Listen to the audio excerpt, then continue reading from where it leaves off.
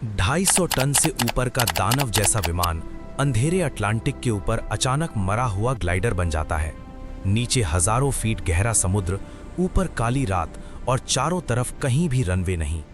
इतिहास में इससे पहले कभी कोई विमान धन खोकर हवा में नहीं बचा था। पायलटों ने ऐसी सिचुएशन ना देखी थी, ना उसके लिए कोई ट्रेनिंग, कोई किताब, कोई प्रक्रिया, कुछ भी नहीं। कॉकपिट में सन्नाटा टूटता है। एफओ की आवाज कांपती है, सर हमारे पास इंजन नहीं और नीचे बस मौत है। कैप्टन हल्के रोते हुए बोले, जब तक हम नीचे नहीं गिर जाते हम लड़ना नहीं छोड़ेंगे। विमान डूबती सांसों की तरह नीचे जा रहा है और पूरी दुनिया की उम्मीद सिर्फ 2 इंसानों के हिम्मत पर टिकी है। आखिर उस फ्लाइट 236 का क्या हुआ? क्या पायलट ने सबकी जान बचा ली या वो खुद भी समंदर की गहराई में डूब गया? सवाल बहुत हैं जब आप सिर्फ उसी रात के अंदर छिपे हैं। अब चलिए हम आपको उसी प्लेन की सीट पर बैठाकर 2D एनिमेशन के साथ दिखाते हैं कि उस पल वास्तव में क्या हुआ था। 23 अगस्त 2001 की वो रात शांत थी। टोरंटो एयरपोर्ट पर हल्की हवा चल रही थी।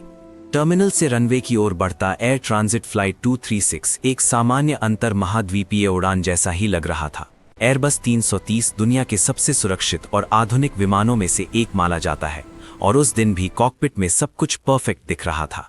फ्यूल भर चुका था, सिस्टम्स ग्रीन, वेदर रेडार साफ और उड़ान का हर पैरामीटर बिल्कुल टेक्स्ट बुक सही। 306 लोग, जिसमें बच्चे, बुजुर्ग, परिवार, बिजनेस ट्रैवलर्स और वेकेशन लौट रहे यात्री शामिल थे, अपनी सीटों पर कंफर्टेबली बैठ चुके थे। कैबिन क्रू मुस्कुरा रहा था, सेफ्टी इंस्ट्रक्शंस दिए जा चुके थे और लोग लॉन्ग हॉल फ्लाइट के मूड में सेटल हो रहे थे।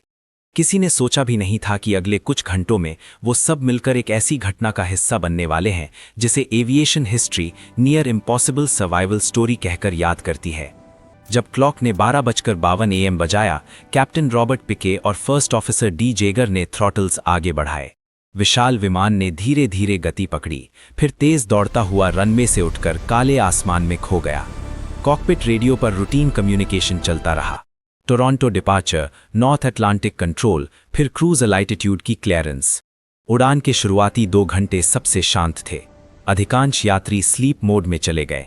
खिड़कियों पर अंधेरा फैला हुआ था, नीचे सिर्फ समुद्र था और ऊपर सितारों से भरा आसमान। फ्लाइट अटेंडेंट्स गलियारे से धीरे धीरे गुजरते हुए पानी और चाय दे रहे थे। टेम्परेचर स्टेबल था और कैबिन की लाइट्स डिम कर दी गई थीं ताकि लोग आराम कर सकें। फ्लाइंग कंडीशंस इतने स्मूथ थे कि कई लोगों को अक्सर टर्बुलेंस वाली लॉन्ग फ्लाइट से बेहद अलग एक अनयूजुअल कंफर्ट महसूस हो रहा था। कैप्टन और एफओ दोनों रिलैक्स्ड थे। उन्होंने प्लेन को क्रूज एल्टीट्यूड 31,000 फीट पर स्टेबलाइज कर दिया। फ्लाइट कंप्यूटर ऑटो पायलट पर था और फ्यूल रेंज पर्याप्त दिख रही थी। कॉकपिट में शांत रेडियो आवाजें थीं और ओकेजनल चेक्स। सब कुछ नॉर्मल, डेंजरसली नॉर्मल। लेकिन इसी शांत रात में, इसी परफेक्ट रूटीन के बीच एक खतरा चुपचाप जन्म ले चुका था। एयरक्राफ्ट में फ्यूल सिस्टम कहीं गहराई में एक माइक्रोस्कोपिक क्रैक बन चुका था, इतनी छोटी कि टेक ऑफ इंस्पेक्शन में भी किसी ने नोटिस नहीं किया। पर हवा में हाई प्रेशर फ्यूल लाइंस के अंदर ये क्रैक धीरे धीरे बड़ा होते हुए उन 306 लोगों की जिंदगी पर एक अदृश्य उल्टी गिनती शुरू कर चुका था। उड़ान के इनर कैबिन्स में लोग ब्लैंकेट ओढ़कर सो रहे थे, कुछ स्क्रीन पर मूवी देख रहे थे। किसी को नहीं पता था कि एयरक्राफ्ट की बेली में फ्यूल तेजी से कम होना शुरू हो गया है। खिड़कियों के बाहर का शांत समुद्र असल में एक ऐसी दूरी पर था जहां इमरजेंसी लैंडिंग का 0 चांस होता है। नॉर्थ अटलांटिक रूट का सबसे खतरनाक हिस्सा। फ्लाइट लॉग में उस समय सब कुछ रूटीन लिखा गया। Passenger sleeping, crew normal, weather calm. लेकिन यही शांत लोग अगले 1 घंटे में हिस्ट्री का सबसे बड़ा शॉक बनने वाला था। ये फ्लाइट बाद में एविएशन ट्रेनिंग मैनुअल्स में शामिल की गई, क्योंकि ये एक ऐसा इंजंक्शन था जिसमें बिना किसी इंजन के, बिना पावर के एक विशाल एयरक्राफ्ट ने हवा में ग्लाइड करके जिंदा लैंडिंग की। लेकिन उस कहानी की शुरुआत यहीं 12:52 AM से हुई थी। एक सामान्य उड़ान जो अगले कुछ घंटों में इंसानी हिम्मत और तकदीर की सबसे बड़ी परीक्षा बनने वाली थी। उड़ान को लगभग 4 घंटे हो चुके थे। स्क्रीन पर एक वार्निंग उभरी, फ्यूल इम्बैलेंस। ये वार्निंग बेहद खतरनाक मानी जाती है। इसका मतलब होता है कि एयरक्राफ्ट के दोनों मेन फ्यूल टैंक्स में फ्यूल बराबर नहीं है। पर उस समय कैप्टन और ऑफिसर दोनों ने सोचा कि शायद ये सेंसर ग्लिच होगा, क्योंकि एयरबस में फ्यूल सेंसर्स कभी-कभी छोटी अनोमलीज दिखाते रहते हैं। कैप्टन ने काम आवाज में कहा, check the transfer pump. Pump check हुआ, ठीक। फ्यूल लाइंस चेक हुई, नॉर्मल दिखाई दिया। Engine performance normal, temperature normal, सब कुछ उतना ही नॉर्मल दिख रहा था जितना कि वार्निंग एबनॉर्मल। लेकिन असलियत कॉकपिट की आंख से नहीं दिख रही थी। एयरक्राफ्ट के लेफ्ट विंग टैंक में हाई प्रेशर फ्यूल लाइन में एक बाल जितना पतला क्रैक बन चुका था।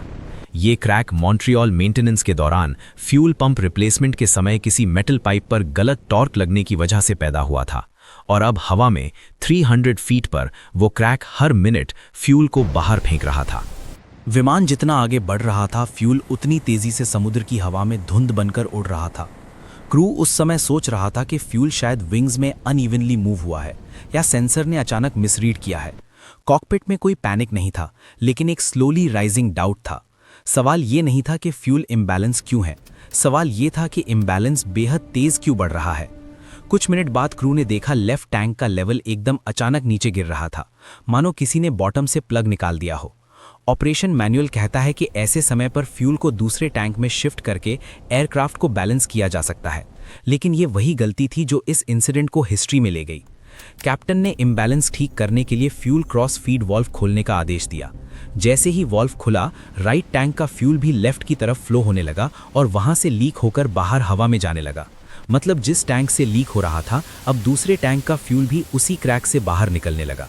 इस एक वॉल्व ओपनिंग ने पूरा एयरप्लेन दोनों तरफ से टैंक खाली करने वाली मशीन में बदल दिया। कॉकपिट को नजर आ रहा था कि दोनों टैंक्स तेजी से खाली हो रहे थे, लेकिन कॉकपिट को क्रैक दिखाई नहीं दे सकता था, क्योंकि ये लीक फिजिकल इंस्पेक्शन के बिना पता ही नहीं चलता। अब कैप्टन और एफओ दोनों कंफ्यूजन में थे। किसी सेंसर इशू में फ्यूल इतना तेज कैसे गिर सकता है? हाइड्रोलिक प्रेशर नॉर्मल है, टेम्परेचर नॉर्मल, फिर फ्यूल इतने रैपिड पेस से कैसे इवेपोरेट हो रहा है? एयरक्राफ्ट ने अभी तक टर्बुलेंस भी नहीं झेली थी, कोई मैकेनिकल वाइब्रेशन भी नहीं थी जो लीक को पैदा करे। लेकिन सच ये था कि लीक टेक ऑफ से पहले से मौजूद था और क्रूजिंग प्रेशर ने क्रैक को वाइडन कर दिया था। कुछ देर बाद सेकंड वार्निंग आई, फ्यूल क्वांटिटी लो। अब कॉकपिट टेंशन में आ गया। ये वार्निंग केवल एक्सट्रीम इमरजेंसी में आती है। कैप्टन पिके ने तुरंत मैनुअल्स खोले, गॉजेस कंपेयर किए और सिचुएशन एनालाइज की। उन्हें अब ये डर था कि अगर फ्यूल की गति ऐसे ही गिरती रही तो एयरक्राफ्ट को जल्द से जल्द उतारना पड़ेगा। लेकिन आसपास हजारों किलोमीटर तक जमीन ही नहीं थी। क्रू ने इमरजेंसी कैलकुलेशन शुरू किया। उन्होंने देखा कि ओरिजिन्स आइलैंड्स की LAS एयरबेस उनकी क्लोजेस्ट ऑप्शन है, लेकिन एजर्स दूर था, बहुत दूर, इतनी दूर कि इतनी लो फ्यूल सिचुएशन में पहुंचना ऑलमोस्ट इम्पॉसिबल था। पर उस समय कॉकपिट में किसी के पास कोई और ऑप्शन नहीं था। फ्लाइट का फेट अब इस लीक पर डिपेंड था, और ये लीक हर मिनट एयरक्राफ्ट को मौत के एक कदम और करीब ले जा रहा था। विमान में बैठे 306 लोगों को कोई अंदाजा नहीं था कि उन्हें जो शांत रात दिखाई दे रही है, उसके नीचे उनका विमान चुपचाप अपनी लाइफ सपोर्ट खो रहा था। एयर ट्रांजिट 236 अब इनविजिबल क्लॉक पर चल रहा था। फ्यूल खत्म होने की उल्टी गिनती शुरू हो चुकी थी। कॉकपिट की रोशनी हल्की थी और सामने फ्लाइट इंस्ट्रूमेंट्स की स्क्रीन में डिजिट्स अजीब तेजी से बदल रहे थे। कैप्टन पीशे ने पहले सोचा था कि शायद फ्यूल ट्रांसफर की वजह से इम्बैलेंस हो रहा है, लेकिन अचानक लेफ्ट टैंक का इंडिकेटर नीचे गिरते हुए रेड जोन में जा पहुंचा। यह बिल्कुल अप्राकृतिक था। इस स्पीड से फ्यूल कभी नहीं गिरता जब तक कि कोई गंभीर लीक ना हो। उन्होंने तुरंत दूसरा गेट चेक किया, जो राइट टैंक का था। कुछ ही मिनट पहले बिल्कुल नॉर्मल दिखने वाला ये टैंक भी तेजी से खाली होता हुआ नजर आ रहा था। फ्यूल मॉनिटरिंग सिस्टम की रीडिंग्स एक पागल मशीन की तरह व्यवहार कर रही थीं। कभी अचानक ऊपर जाती, फिर अचानक नीचे। कभी एक टैंक सेफ जोन में दिखाई देता तो अगले पल वार्निंग जोन में। कैप्टन और फर्स्ट ऑफिसर दोनों एक दूसरे को देख रहे थे। इस स्टेज पर सेंसर्स पर भरोसा करना खतरनाक था, लेकिन गेजेस पर भरोसा न करना उससे भी खतरनाक। कॉकपिट में एक अजीब खामोशी फैल गई। सिर्फ इंजन्स का लो हम था और वार्निंग टोन्स की ओकेजनल टाइम। कैप्टन पीशे ने आखिर एक कठोर निर्णय लिया। अटलांटिक ओशन के बीचों बीच एक पतली सी जमीन की पट्टी, सबसे नजदीकी और एकमात्र विकल्प। अगर लैंडिंग वहां नहीं हुई तो आगे सिर्फ अंधेरा महासागर और क्रैश ही बाकी था। एफओ ने तुरंत कोऑर्डिनेट सेट किए। एयरबस अब ईस्ट से साउथ ईस्ट डायरेक्शन में मुड़ रहा था। लेकिन एयरक्राफ्ट टर्न लेते ही कॉकपिट में अचानक वाइब्रेशन महसूस हुई। ये टर्बुलेंस नहीं थी, ये एयरक्राफ्ट के इम्बैलेंस होने की वार्निंग थी। दोनों विंग्स के फ्यूल लेवल्स इतने असमान हो चुके थे कि प्लेन कंट्रोल डिमांड कर रहा था। एफओ ने अर्जेंटली कहा, captain, we are losing fuel on both sides, this is not imbalance, this is leakage. ये बात किसी हथियार की तरह कॉकपिट में गूंज गई। लीकेज का मतलब सिर्फ एक चीज था, विमान किसी भी क्षण अपनी शक्ति खो सकता था। कैप्टन ने तुरंत कैलकुलेशंस की, fuel remaining, distance to Azores, engine performance, glide possibility, और कंक्लूजन सिर्फ एक था, विमान के पास उतने फ्यूल नहीं थे कि वो एजोर्स तक पहुंच सके। वार्निंग लाइट्स लगातार ब्लिंक कर रही थीं। पैसेंजर्स अभी भी अनअवेयर थे, अपनी सीटों पर सोए या फिल्में देखते हुए। एयरक्राफ्ट की स्पीड धीरे धीरे ड्रॉप होने लगी थी और एल्टीट्यूड भी कुछ फीट कम हो रही थी। कैप्टन ने कंट्रोल मैनुअल मोड में ले लिए। बाहर रात काली थी, अंदर कॉकपिट के इंस्ट्रूमेंट्स लाल हो रहे थे। हर वार्निंग टोन दुनिया का सबसे डरावना अलार्म था, और इसी क्रिटिकल स्थिति में एजोर्स अभी भी 120 किलोमीटर दूर थे। कैप्टन ने सोचा, अगर इंजन्स एक एक करके गए और अगर हाइड्रोलिक्स भी चले गए तो हमें दुनिया का सबसे बड़ा ग्लाइडर बनकर इस काले समंदर के ऊपर उतरना होगा। लेकिन तब तक बहुत देर हो चुकी थी। फ्यूल पड़ने का कोई फायदा नहीं था, फ्यूल था ही नहीं। विमान अब ब्लैकआउट की तरफ बढ़ रहा था और क्रू आखिरी कोशिशें कर रहा था कि वो किसी तरह लैंडेबल एटीट्यूड तक ग्लाइड कर सके। 28,000 फीट की ऊंचाई पर एयरबस A330 अटलांटिक ओशन के ऊपर एक शांत ठंडी रात में उड़ रहा था। लेकिन कॉकपिट के अंदर कैप्टन पिछे को ये पता था कि एयरक्राफ्ट की हालत फास्ट डिटीरियोरेट हो रही है। फ्यूल गॉजेस प्रैक्टिकली खाली हो चुके थे और एयरक्राफ्ट के दोनों टैंक्स ड्राई होने की कगार पर थे। और तभी एक शार्प वाइब्रेशन पूरी प्लेन में फैलती है। कुछ सेकंड बाद कॉकपिट की बड़ी स्क्रीन पर रेड मैसेज चमकता है, इंजन 2 फेल। एक गहरी भारी आवाज के साथ एयरक्राफ्ट का दायां इंजन रुक गया। वो शक्तिशाली टरबाइन जो कुछ पलों पहले एयरक्राफ्ट को 900 किलोमीटर प्रति घंटा पर धकेल रही थी, अब डेड वेट बन चुकी थी। इंजन रुकते ही एयरक्राफ्ट के बॉडी में एक तेज झटका लगा। पूरी कैबिन में सीट्स हल्के से कांपी। कई यात्री हड़बड़ा कर उठ बैठे। कुछ को लगा टर्बुलेंस है, कुछ को लगा शायद कोई हल्का टेक्निकल इशू है, लेकिन कॉकपिट में पैनिक की जगह एक्सट्रीम फोकस था। कैप्टन ने काम स्टेडी वॉइस में अनाउंसमेंट दी, ladies and gentleman, we have lost 1 engine, everything is under control. ये शांत आवाज हाफ ट्रुथ थी। कुछ पैसेंजर्स ने देखा कि कैबिन क्रू अनयूजुअली सीरियस दिख रहा है, लेकिन सभी इंस्ट्रक्शंस मिली हुई थीं, चुपचाप काम रहना है। इसी बीच कॉकपिट में दूसरा वार्निंग टोन बजता है। एयरक्राफ्ट थोड़ा झुकता है। एफओ चिल्लाता है, इंजन 1 प्रेशर लो। अब कैप्टन पीछे जानते थे, ये मोमेंट वो है जिसे हर पायलट प्रे करता है कि कभी एक्सपीरियंस ना करना पड़े। अब एयरबस A300 सिर्फ एक विमान नहीं था, ये रात के आसमान में उड़ता हुआ एक 200 टन का बिना इंजन का धातु का टुकड़ा था। पैसेंजर्स अभी भी समझ नहीं पाए थे कि नीचे पूरा महासागर है और ऊपर एयरक्राफ्ट अब सिर्फ हवा पर ग्लाइड कर रहा है। कॉकपिट की आखिरी रोशनी भी फ्लिकर करने लगी। कैप्टन ने इमरजेंसी चेकलिस्ट खोली, लेकिन वो जानता था अब कोई चेकलिस्ट इस एयरक्राफ्ट को बचा नहीं सकती। लेकिन फिर भी उसने कंट्रोल स्टिक को स्टेडी रखा, क्योंकि कुछ मिनट की दूरी पर एजोर्स आइलैंड्स की वो रनवे थी जहां पहुंचना अब दुनिया का सबसे कठिन काम था।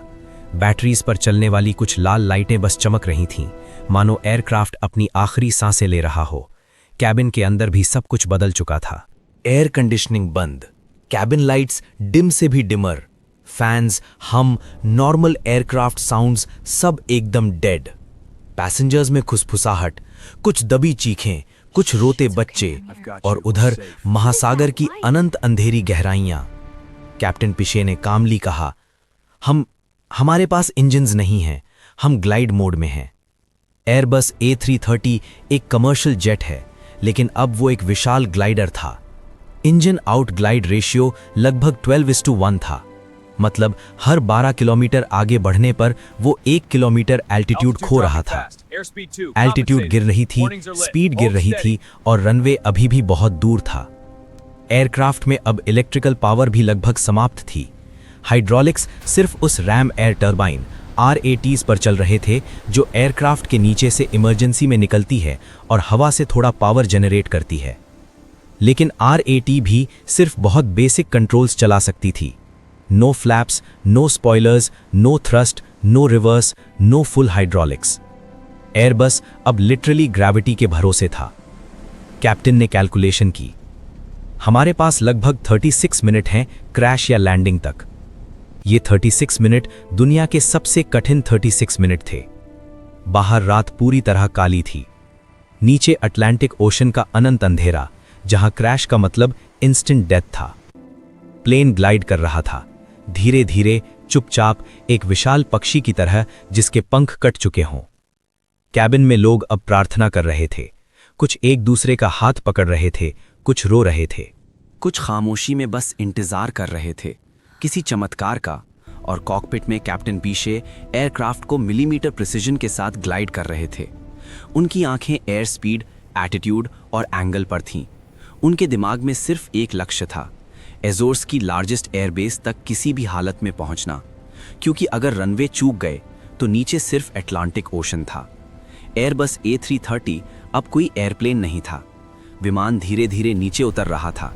30,000, 28,000, 25,000, 20,000 फीट। हर फुट की ऊंचाई कम होना, जैसे दिल की धड़कन थमती जा रही हो। कप्तान पीछे हर हवा के झोंके, हर कोण और हर मीटर ग्लाइड का हिसाब कर रहे थे। 306 लोगों की जानें उनके हाथ में थीं। अचानक दूर क्षितिज पर एक फेंट रनवे स्ट्रिप दिखी। लार्जेस्ट एयरबेस, चारों तरफ समुद्र। रनवे दिख रहा है, अभी भी दूर है। फर्स्ट ऑफिसर ने कहा, जहां तक ग्लाइड है वहीं तक हमें भरोसा रखना होगा। पीछे ने जवाब दिया। विमान की गति बढ़ी, पंख पूरी तरह संतुलित, ग्लाइड स्लोप सही। हर टर्बुलेंस और हर हवा का झोंका खतरनाक था। रनवे पास आया। पीछे ने आखिरी एडजस्टमेंट्स किए।